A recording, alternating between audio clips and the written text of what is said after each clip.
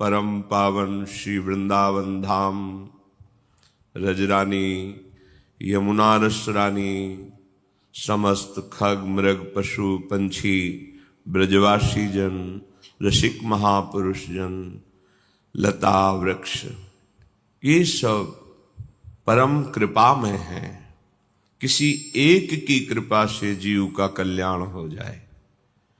रजरानी का एक कण भी यदि नित्य शरीर में लगता है तो कोई कैसा भी पापाचारी हो, उसका अंतःकरण पावन हो जाएगा और उसकी अंतिम गति प्रियालाल होंगे। इस रजरानी की बहुत महिमा है। अगर एक भी लता कृपा कर दे तो प्रियालाल का अद्भुत प्रेम प्राप्त हो जाए। अगर रसिक महापुरुषों की दृष्टि पड़ जाए और उनके वचनों के अनुसार जीवन बना लो तो बड़े बड़े ऋषि मुनियों द्वारा वांछित जो प्रेम रस है वो आपके हृदय में स्फुरित हो जाए। ऐसी पावन भूमि में हमें अवसर मिला है अपने जीवन को सुधारने का।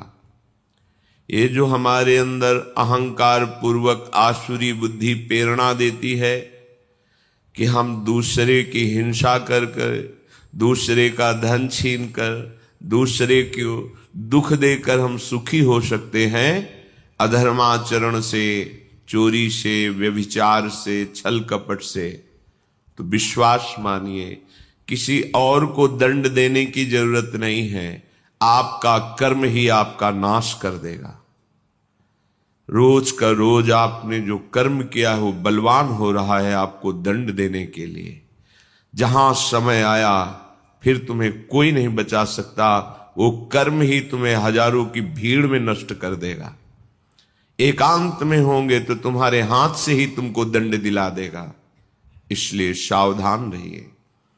कोई भी विपत्ति हमको उतना दुख नहीं देती जितना हमारा पाप कर्म हमको दुख देता है। कोई भी संकट नहीं है। यदि आप धर्म पूर्वक चल रहे हैं तो आया हुआ संकट भी आपकी उन्नति का कारण होगा। यदि पापाचरण करके आपने बहुत सी सुख सामग्री एकत्रित कर ली है तो आप देख लेना परिणाम में ना वो सामग्री रहेगी, ना सामग्री भोगने वाला तुम्हारा परिवार रहेगा और ना तुम रहोगे। तुम्हारा कर्म तुम्हारा सर्वनाश कर देगा, कहीं भी ठौर नहीं मिलेगी। इसलिए प्यारे, भगवान ने कृपा करके बहुत बढ़िया दिव्य अवसर दिया।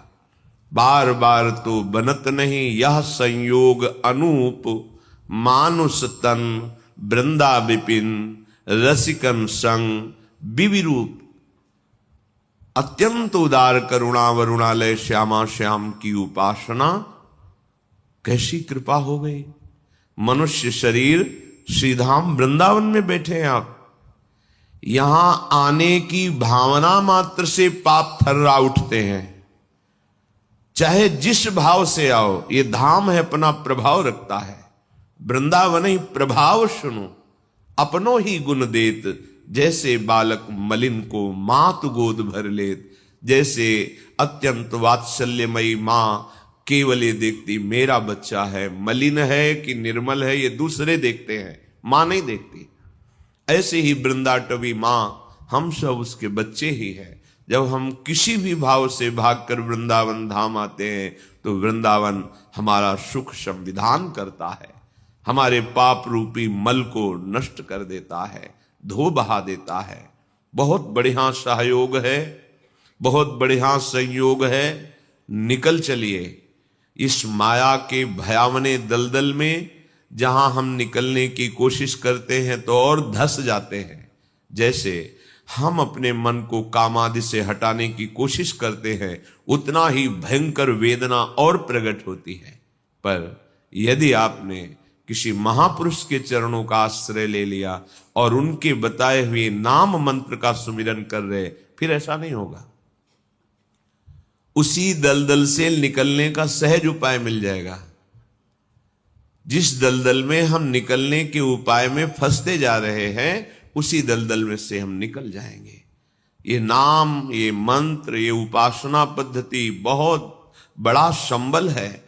जो भयावह माया भ्रमात्मक रूप पैदा करके हमको भ्रष्ट कर देती है, तो नाम ऐसा प्रकाश डालता है जैसे बाहर दूर पड़ी हुई अंधेरे में रस्सी सांप का भ्रम करके हमें भयभीत कर देती है, पर सीधे उसमें लाइट पड़े, प्रकाश पड़े तो दिखाई देता है नहीं नहीं ये रस्सी है, सांप नहीं है, आप बिल्कुल निर्भय हो गए। ऐसे ही माया नहीं है, केवल ब्रह्म है, केवल भगवान है, केवल प्रभु है। ये तब पता चलता है जब गुरु कृपा से हृदय में ज्ञान का प्रकाश होता है, तभी वो निर्भय, निश्शोक, निश्चिंत हो जाता है, क्योंकि सारे कर्म बंधन उसके छिन्न भिन्न हो जाते हैं और वो परमानंद में डूब जाता है। इसलिए बिल्कुल प्रमाद करने की आवश्यकता नहीं। ये 4 बातें सत्संग में आपने सुना भी है, पुनः हम बता रहे हैं कि आप कृपा करके कभी मत कीजिएगा। पर स्त्री का गमन मत कीजिएगा, मांस मत खाइएगा, शराब मत पिएगा और किसी भी विधान से जुआ मत खेलिएगा। ये द्वित कीड़ा, मद्यपान, परिस्त्री गमन, हिंसा, इसी को व्यभिचार, चोरी आदि, अगर ये आप करेंगे तो कुछ भी कर लो, दान पुण्य कहीं भी चले जाओ, ये आपको दंड देंगे ही देंगे। क्योंकि जहां भी जाओगे कलयुग तुम्हारी बुद्धि को ऐसा भ्रष्ट करेगा कि वहां भी भारी अपराध ही बन जाएगा। इसलिए सबसे प्रार्थना है, बहुत बढ़िया अवसर मिला है, सुखपूर्वक जियो, आनंद पूर्वक मृत्यु जब आवे तो उसका स्वागत करो और भगवान के धाम में पहुंचो। अनंत आनंद जहां बिखर रहा है, ये जीवन इन ओस कणों के पीने से प्यास नहीं बुझती।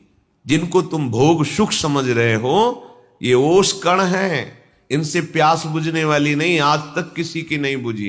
इसलिए प्रार्थना है, ये 4 बातें बिल्कुल कसम खा लो, मुझे जीवन में कभी परिस्त्री गमन नहीं करना, मुझे किसी भी जीव की हिंसा करके मांस आदि नहीं खाना, मुझे कभी भी चोरी और द्वित कीड़ा ये नहीं करना, कभी शराब नहीं पीना।